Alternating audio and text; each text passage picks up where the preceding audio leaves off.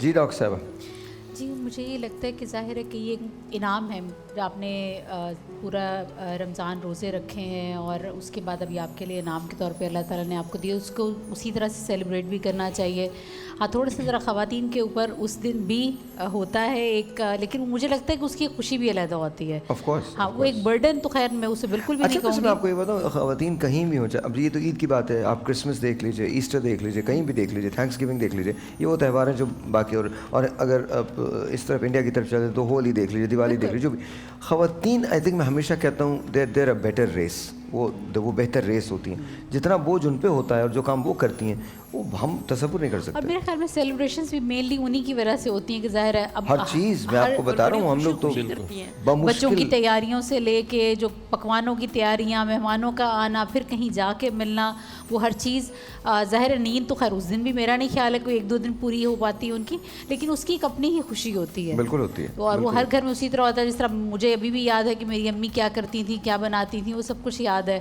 تو اسی طرح ہم بھی کرتے ہیں. ایون اگر میں صبح بھی اکثر آ رہی ہوتی ہوں کلینک سے, موسٹلی خیر میری تو رات گزر جاتی ہے, اور پچھلی 2-3 راتوں سے ایسا ہوتا ہے جتنی یہ رمضان گزرے کہ ہم صبح 7 بجے تقریباً عید کی نماز کے قریب آ رہے ہوتے ہیں.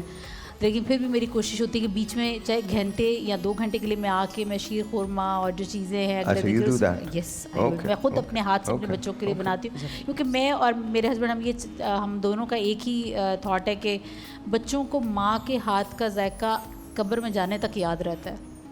یہ وہ چیزیں آپ کو کبھی نہیں بھولتی.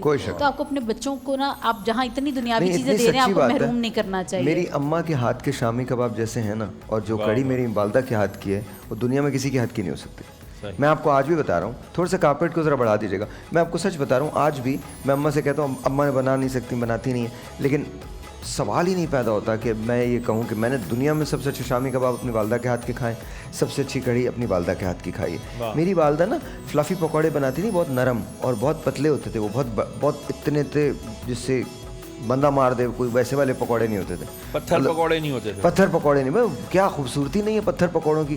آپ پتھر پکوڑے کھا رہے ہیں, عجیب سا لگ رہا ہے, مطلب وہ اتنے بڑے بڑے, اندر کلپی ہوا ہے وہ پیاز ڈلا ہوا ہے, اور اس میں پتہ نہیں پیاز ڈلا ہوا ہے, دانت ہی ٹوٹ جائے. لیکن ایک بات بتاؤ کہ وہ والے بھی جو بنتے ہوں گے نا, اب ان کے بچوں سے پوچھیں گے, وہ کہیں گے میری امی سب سے اچھے بناتی ہے. کوئی شک نہیں, ہر بچے کے لیے ہاتھ کا ذائقہ چاہے جیسا بھی ہو, اس کے لیے وہ بیسٹ ذائقہ ہے, بیسٹ ہے, اس میں کوئی شک نہیں. اور آپ کو میں کہتی ہوں جتنی ورکنگ لیڈیز ہیں, آپ کو اپنے بچوں کو نا اس چیز سے محروم نہیں کرنا چاہیے, اگر آپ کے لیے ممکن